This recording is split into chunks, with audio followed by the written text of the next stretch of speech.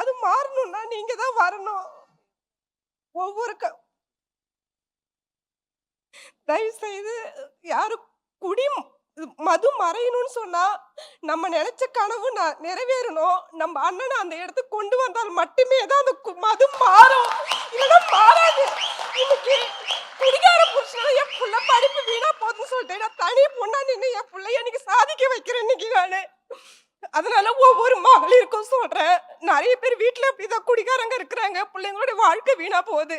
எல்லாரும் சேர்ந்து நம்ம நினைச்ச கனவை நிறைவேற்றணும் நம்ம அண்ணனுக்காக. அந்த கனவு நிறைவேறிச்சுன்னா ஒவ்வொரு மகளிரோட நிலைமையும் மாறும், நம்ம குழந்தைகளும் முன்னேறுவாங்க. உங்களை தயவு செய்து கெஞ்சி கேட்டுக்கிறேன். சரிங்க சார்.